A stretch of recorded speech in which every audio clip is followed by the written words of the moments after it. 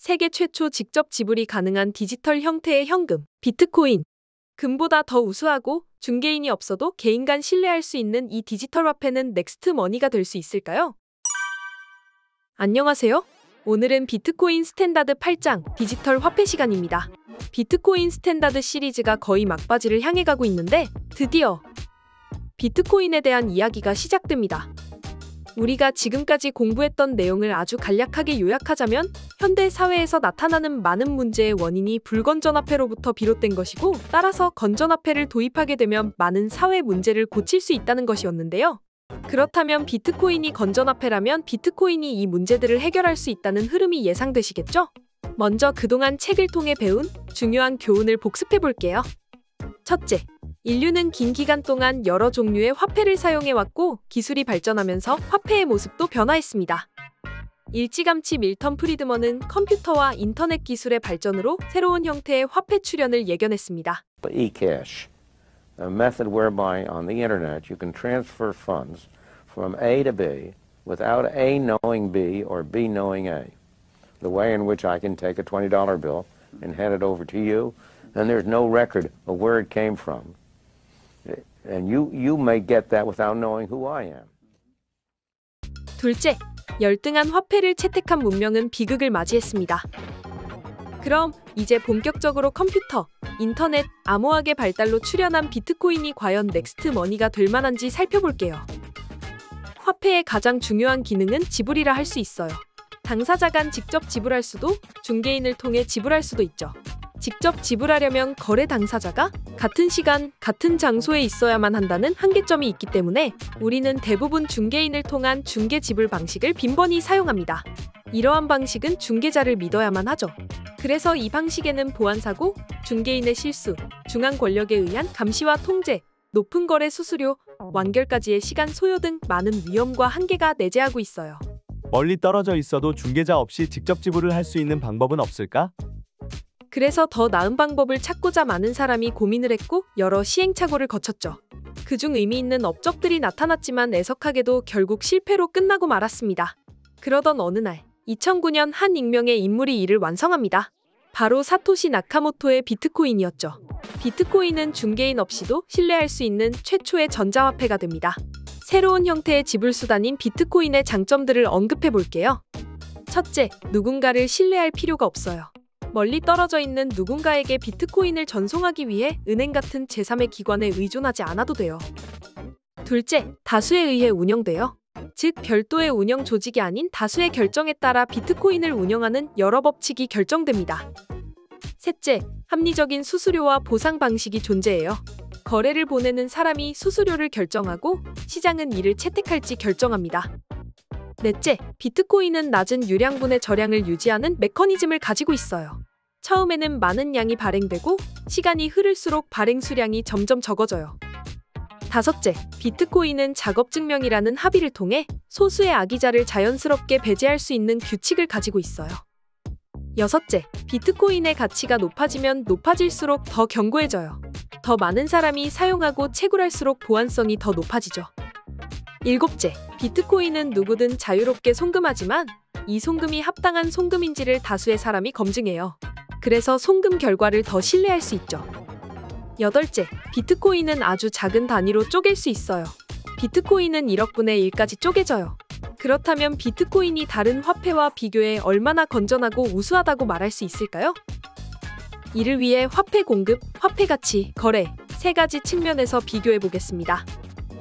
1. 화폐 공급의 측면. 우리가 공부한 바에 의하면 저량분의 유량 규칙에 따라 화폐의 공급은 적으면 적을수록 더 건전하다고 했습니다.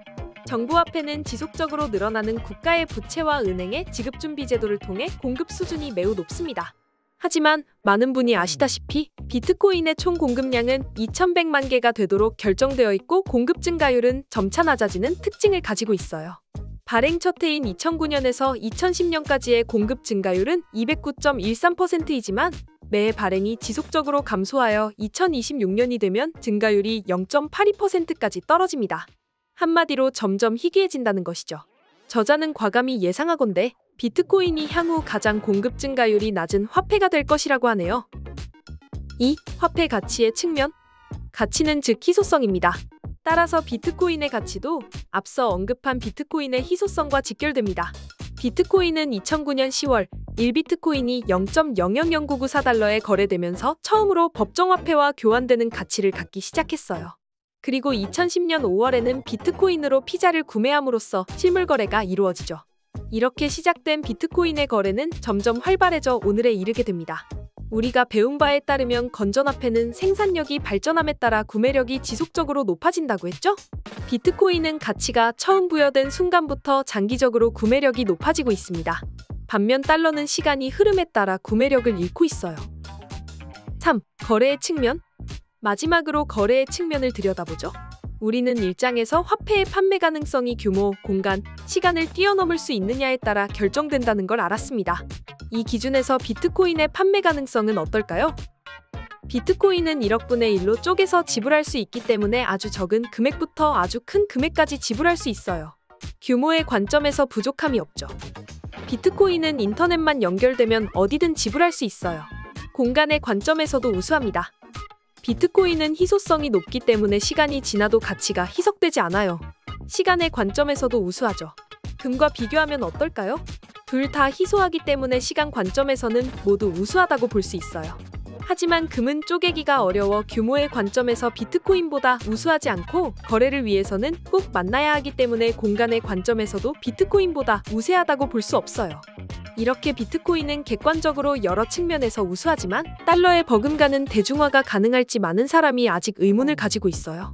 이 부분에서 저자는 어떤 생각을 하고 있을까요? 비트코인이 가지고 있는 건전성은 앞으로 더 많은 사람에게 선택받을 만한 매력을 가지고 있는 것은 분명해요. 사람들이 이 사실을 인지하게 되면 시장에서 수요가 높아질 거예요. 즉 상품처럼 여겨지죠. 미제스의 회귀이론에 따르면 화폐의 재화는 처음에는 시장 재화였다가 나중에는 교환 매개로 쓰인다. 라고 말해요. 비트코인이 매력적인 상품으로 인지되게 되면 비트코인이 가지고 있는 높은 판매 가능성으로 인해 결국 교환 매개, 즉 돈으로 쓰이게 된다는 거예요. 하나둘씩 비트코인을 쓰는 사람이 늘다 보면 화폐 수요가 생기게 됩니다. 비트코인은 가치 저장뿐 아니라 송금과 지불, 결제에 매우 유리한 점을 가지고 있기 때문에 화폐가 되는 것은 매우 자연스럽다고 볼 수 있어요. 그렇다면 정말 마지막으로 극복해야 할 것은 무엇일까요? 바로 많은 사람이 우려하는 가격의 등락이에요. 하지만 비트코인 가격의 등락은 어찌 보면 당연해요. 비트코인 수요가 늘어난다고 해서 생산을 늘릴 수 없기 때문에 수요가 가격에 바로 반영되기 때문이에요. 하지만 비트코인 시장의 규모가 성장하고 거래 기관의 퀄리티가 개선되고 더 많은 사람이 사용하게 되면 변동성은 낮아질 것입니다. 실제로 최근 데이터를 보면 비트코인의 가격 등락이 지속적으로 낮아지는 것을 볼 수 있어요. 저자의 예상대로 비트코인의 화폐성 수요가 높아지게 되면 더 이상 비트코인의 가격을 달러로 매기지 않게 될 수도 있어요. 비트코인의 가격은 비트코인 자체로 책정되게 되는 순간이 오게 되는 거죠. 1BTC는 1BTC다는 그런 염원을 반영하는 밈 중 하나예요. 오늘은 비트코인 스탠다드 8장 디지털 화폐에서 비트코인의 건전성에 대해서 자세히 알아봤어요. 보신 것처럼 비트코인은 지금까지 우리가 공부했던 건전화폐의 특징을 온전히 지니고 있습니다. 심지어 인류가 발견한 가장 건전한 화폐 수단인 금보다 더 우수하다는 것도 확인했어요. 아마도 지금까지의 빌드업은 결국 이 주장을 위한 저자의 큰 그림이 아니었을까요? 여러분도 이제 비트코인이 넥스트 머니가 될 수 있다는 생각에 동의하시나요? 혹시 아직도 비트코인에 대해 의문이 남으셨다면 댓글로 남겨주세요. 안녕!